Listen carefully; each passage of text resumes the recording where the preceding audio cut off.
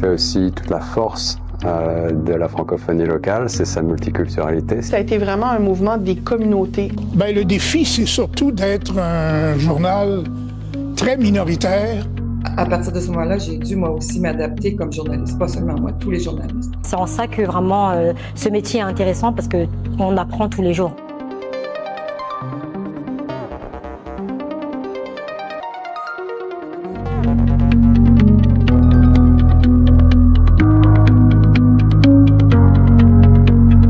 À Toronto, faire du journalisme en français, ce n'est pas seulement exercer un métier. C'est croire en une langue, c'est affirmer une présence, c'est tisser des liens. Chaque semaine, des journalistes francophones prennent la plume, ils tendent le micro, ils capturent l'instant. Ils racontent, ils questionnent, ils informent pour créer un espace, une mémoire.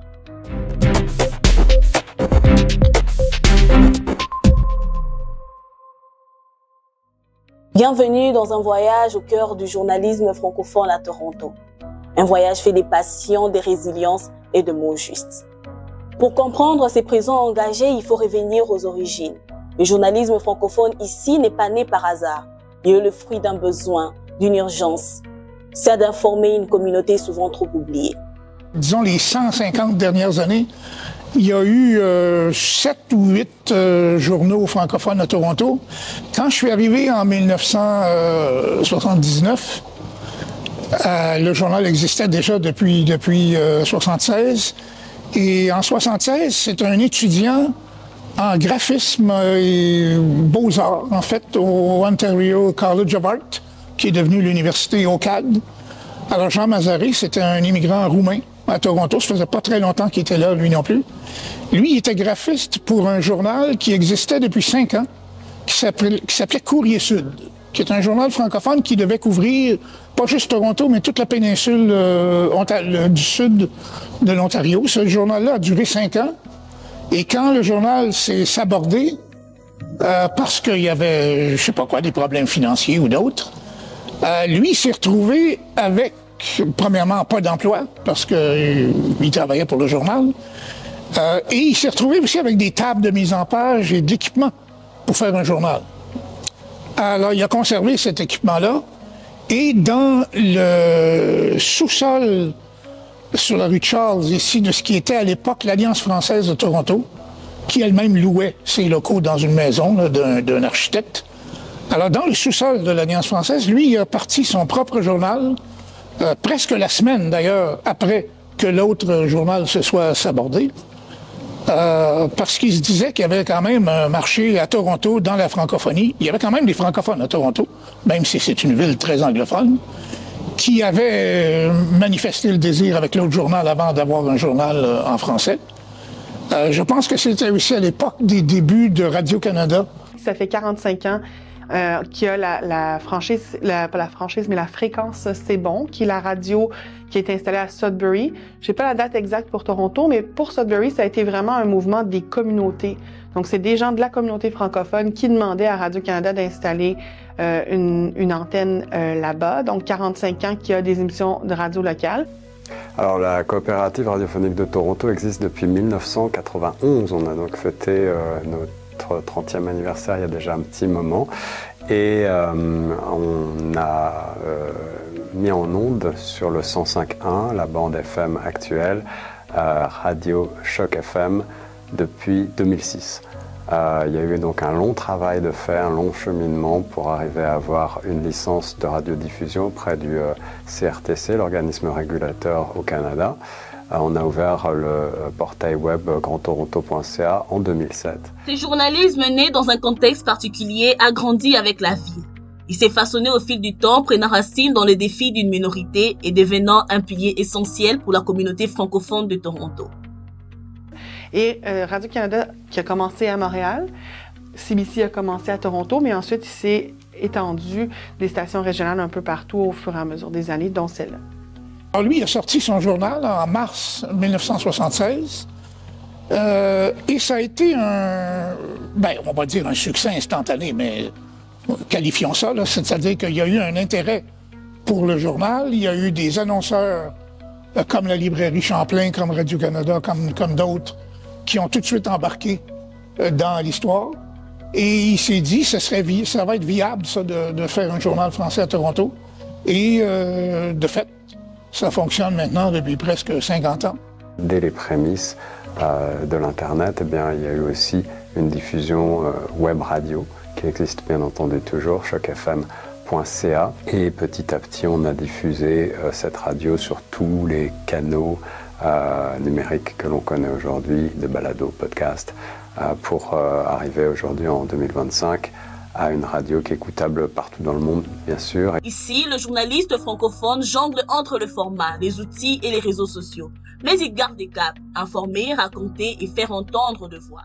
Il développe des contenus à la demande, réécoutables pour l'ensemble des émissions et des interviews, des entrevues, des chroniques que l'on effectue ou qui sont effectuées par nos membres. Et c'est aussi l'esprit de notre organisme que de donner la voix aux francophones de la région. Et puis la façon que les gens consultent, ça change aussi. On consulte beaucoup sur notre téléphone. Dans mon cas, la radio, on constate que, par exemple, l'émission Ça nous regarde, elle est beaucoup écoutée par des gens qui l'écoutent en différé. Ils vont l'utiliser sur l'application. Donc, la relation avec l'audience change aussi. Ils vont plus nécessairement allumer la radio dans la voiture comme c'était le cas avant. Ils vont plus nécessairement ouvrir la télé en cuisinant. C'est les applications, c'est ce type de moyens-là. Donc, on rejoint les gens différemment. C'est le média numérique. C'est notre principal média maintenant. Chaque année, on se demande si on conserve le journal papier, mais c'est encore payant. Alors, on le conserve. Il y a encore des annonceurs qui aiment l'idée d'avoir une annonce papier, que les gens tiennent le journal en papier. Un journalisme pensé pour le francophone, les francophiles, mais aussi tous ceux qui un jour croisent le chemin de la langue française. Notre audience, notre public de lecteurs a toujours été à la base les francophones de Toronto qui sont là pour rester. Là, autour de ça, se greffent leurs amis, les francophiles, des gens qui ne font que passer. La francophonie torontoise, qui je viens de dire, est multiculturelle. On se fait fort ici, à Choc FM en particulier, et à Grand Toronto, de travailler avec cette diversité, pour cette diversité. Et il y a même un multiculturalisme déjà dans la communauté francophone. Déjà, nous, les francophones, ce n'est pas que des Français, ce n'est pas que des Camerounais, ce n'est pas que des Ivoiriens. Il y a énormément de nationalités dans la francophonie. Au quotidien, ces journalistes font face à de nombreux défis. Non seulement des limites linguistiques, mais également des enjeux, des représentations et des visibilités. Des fois, c'est de trouver le bon intervenant dans la langue qu'on préfère. C'est plus facile d'avoir un intervenant en français qui va bien raconter une histoire parce que je vous disais, la traduction, ça fonctionne, mais on ressent pas les choses de la même façon. Si quelqu'un me raconte son expérience en français puis que je peux laisser la personne le raconter à la radio le plus longtemps possible, ça nous permet de vraiment sentir comment la personne se sentait. Tandis que si j'ai une voix par-dessus pour la traduire, c'est certain qu'on perd un petit peu de la nature de ce que la personne essayait de nous dire. Ça, c'est un défi qu'on rencontre souvent, d'essayer de trouver la bonne personne, parce qu'on veut pas quelqu'un juste parce que cette personne-là parle français. Il faut aussi qu'elle ait soit la bonne expérience, soit les bonnes connaissances pour être la meilleure pour répondre aux questions. Les chiffres parlent. 2 francophones sur 3 sont des personnes qui sont nées à l'extérieur de l'Ontario, du Canada, et qui proviennent majoritairement du continent africain.